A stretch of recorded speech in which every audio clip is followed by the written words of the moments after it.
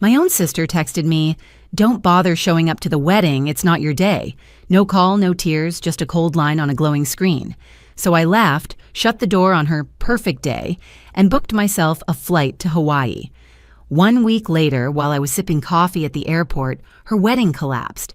My phone buzzed nonstop, 110 missed calls. And trust me, that was only the beginning. Before I dive into the story, hit like and drop a comment telling me where you're listening from.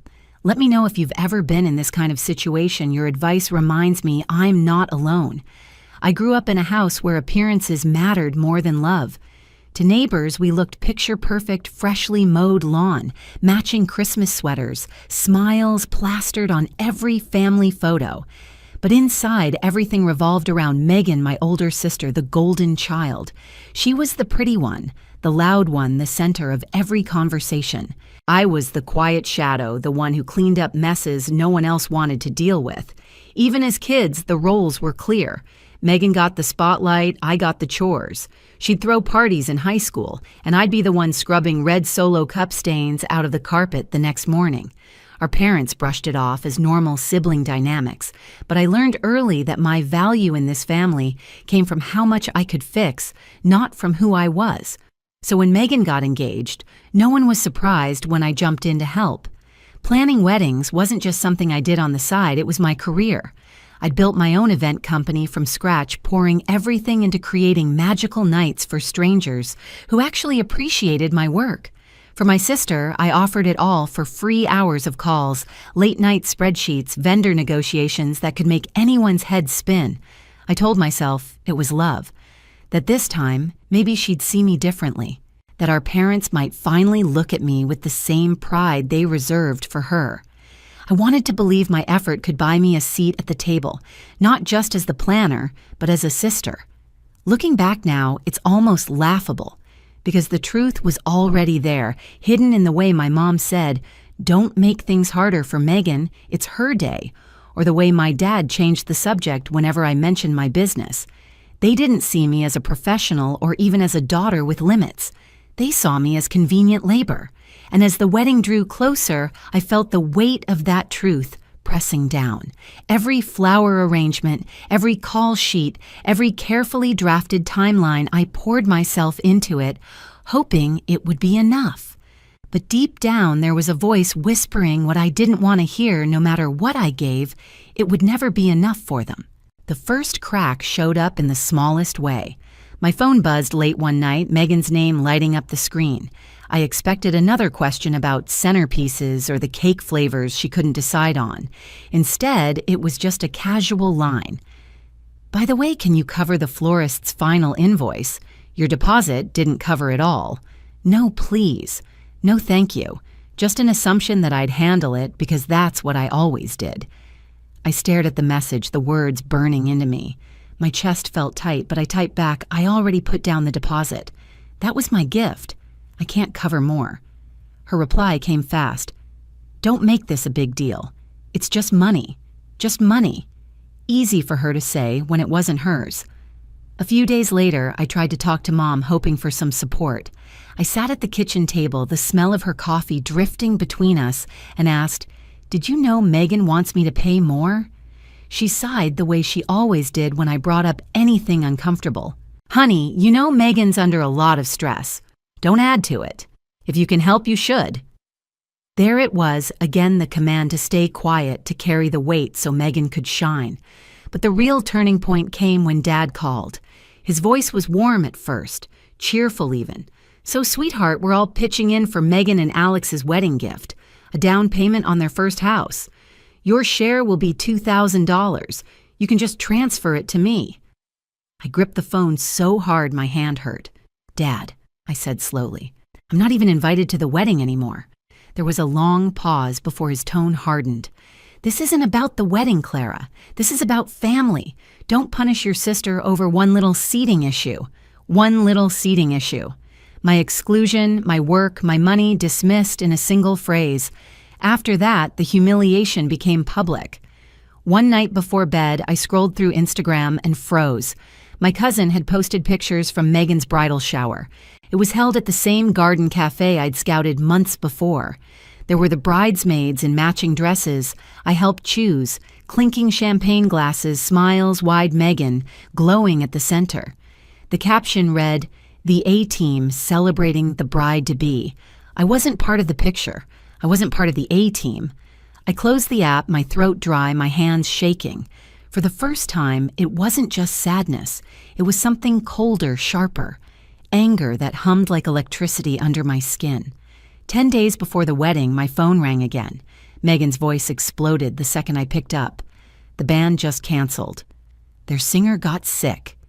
"You have to fix this, Clara. The wedding is in 10 days. Do something." Her demand was so casual, as if I still worked for her, as if she hadn't erased me from her big day. I took a slow breath, steadying myself. "I'm not your planner anymore, Megan." There was silence, then a screech. "Are you kidding me? After everything I've done for you, you're really going to be this petty?" But I didn't argue. I just hung up the click, echoing through the room. For the first time, I hadn't folded, and in that silence, I realized something vital. This wasn't just about a wedding anymore. This was about my worth, about whether I would keep letting them use me until there was nothing left. That night, lying in bed, I made a decision. They thought I was powerless, just the quiet fixer in the background, but they had no idea how much power I actually held. The days that followed blurred into a strange mix of quiet rage and icy clarity. For so long, I had been the fixer, the one who absorbed every demand without question. But that phone call with Megan, the way she screeched at me, the way my parents expected me to keep pouring money into a celebration I wasn't even invited to, had snapped something inside me.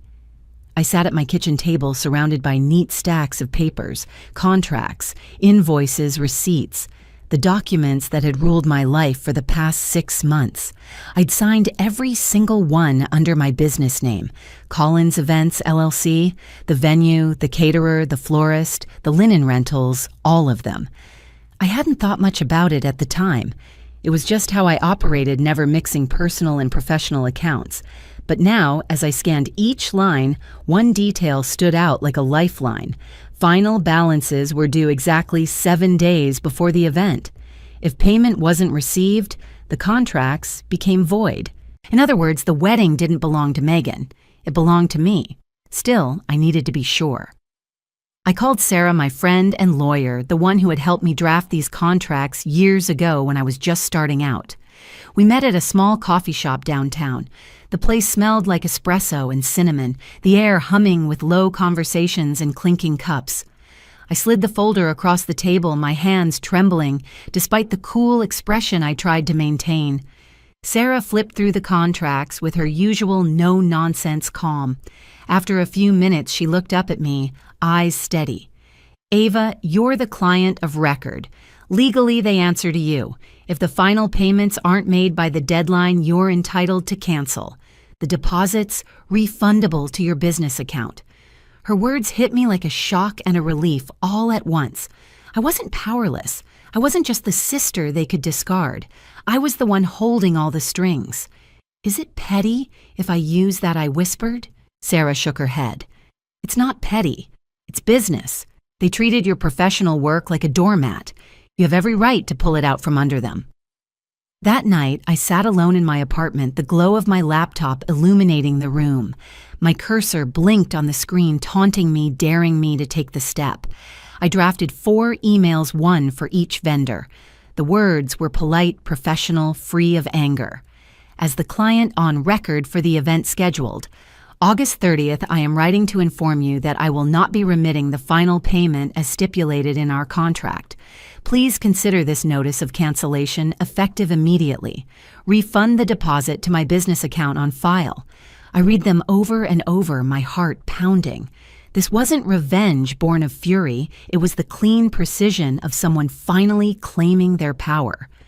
I scheduled the emails to send at exactly 9:00 a.m. the next morning, 7 days before the wedding. As I shut my laptop, a strange calm settled over me.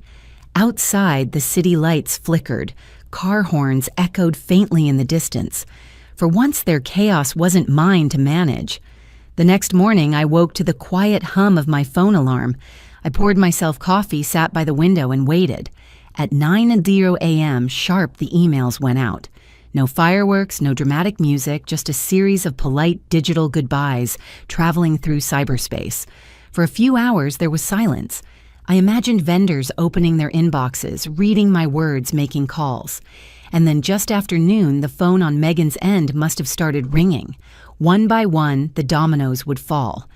I sipped my coffee, steady and calm. For the first time, I wasn't waiting for their approval. I was waiting for the sound of everything they took for granted crashing down. It started with a call from the venue manager. His name Harrison lit up on Megan's phone at noon, just as she was picking out nail colors with her bridesmaids. I wasn't there, of course, but I could imagine it clearly. The way she laughed at first, thinking it was a mistake. The way her smile faltered when he said in his crisp, professional tone, "I'm sorry, Ms. Collins. We received a cancellation notice from Collins Events. Your booking has been released." Within the hour, the caterer called, then the florist, then the linen company, each one delivering the same polite, devastating message. No payment, no wedding. My own phone finally lit up, buzzing across the kitchen counter until I picked it up. Megan's name flashed, and I let it ring twice before answering. I set it to speaker and leaned back in my chair, calm, as the storm raged on the other end. "What the hell did you do?" Megan's voice cracked into a shrill scream. I could hear chaos in the background, my mother shouting, my father's booming voice echoing through what must have been the living room. The venue just canceled, the caterer too. They all said, "You pulled the plug." I took a slow sip of my coffee before speaking. I didn't do anything. I just chose not to make the final payments. "You told me I had no place at your wedding, Megan, so I removed myself and my business from it. You ruined my wedding to get back at me." She screeched, her voice raw with panic. "No," I said evenly. "You ruined your own wedding when you decided I wasn't worth a seat at the table. You can't erase me, use me, and still expect my work to stand behind you." There was a beat of silence before my mother's voice cut in, sharp and furious. "Ava, how dare you? This is your sister's big day. You need to fix this right now. I can't," I replied. My tone was calm, almost gentle, which only seemed to make them angrier. "The contracts are already void. The deposits have been refunded to my business account. It's done. You'll give that money back." My father roared, his voice so loud I had to hold the phone away from my ear. "No," I said. "That money was never a gift. It was business. And I'm done letting you treat me like free labor." For the first time, there was no scrambling, no apology from me. Just the sound of my words landing like stones in the silence that followed. On the other end of the line, I could hear Megan breaking down her sobs, jagged, furious, desperate. "You don't understand what you've done. Guests are flying in. Alex's family is already here, and yet somehow there was no room for me." I cut in. My voice sharpened for the first time. "Do you hear yourself? You erased me and still expected me to carry you." The sobs turned to venom. "You're pathetic. You've always been jealous. You'll die alone with your spreadsheets and your contracts, and no one will ever love you the way we love Megan." That one stung, I won't lie. But I forced myself to stay steady. "Maybe so," I said softly. "But at least I'll never beg scraps of love from people who only know how to take." The line went dead silent. Not a scream, not a sob, just nothing.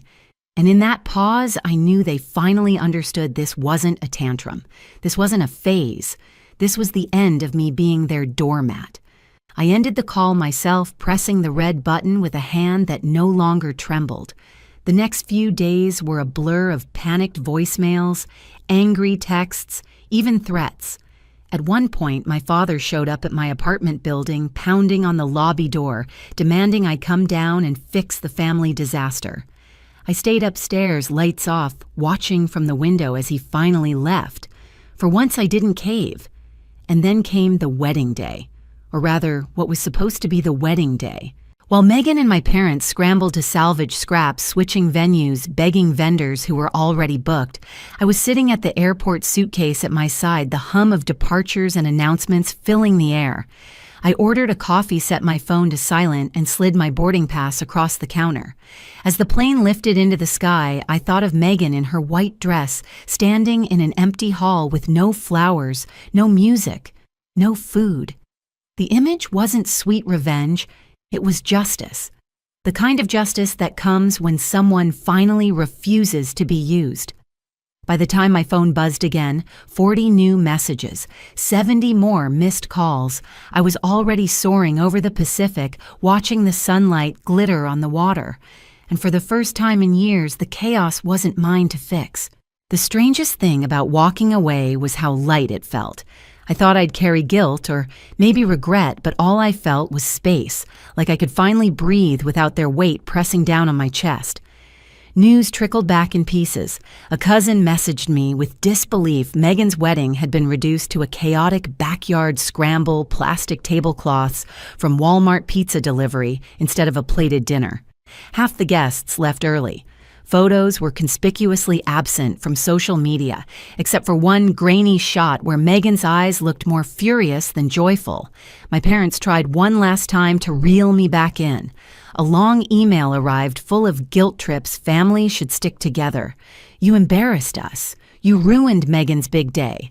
I read it once, then deleted it. For once, I didn't feel the need to respond. Meanwhile, the refunded deposit sat safely in my business account, proof that all my work hadn't been wasted, it had simply been reclaimed. With that money, I invested back into my company. I booked new clients, ones who valued me, who thanked me, who paid me without question. But the best part wasn't the business. It was my own peace. I walked along the beach in Hawaii. At sunrise, the sand cool under my feet, the ocean stretching endless and calm. For the first time in years, I wasn't planning around someone else's demands. I was just living. I thought about my grandmother, the one family member who had ever truly seen me. She used to tell me, your worth isn't in what you give away, it's in what you hold on to. Standing there with the waves lapping at my ankles, I finally understood what she meant. They had lost me completely, and I hadn't lost a thing. Family can wound you in ways strangers never could. They know exactly where to cut deepest, and for years I let those cuts bleed while pretending everything was fine. But sometimes the bravest thing you can do isn't fixing the mess, it's walking away from it. I didn't destroy my sister's wedding. I simply stopped holding it up. And in doing so, I realized something I should have known all along. My value was never measured by their approval. It was mine to define. If you've ever stood up to family who tried to erase you, or if you've had to protect your own peace at the cost of belonging, know this: you are not alone. Share your story in the comments. I'll be reading them. And don't forget to subscribe, because the next story might just remind you of your own strength.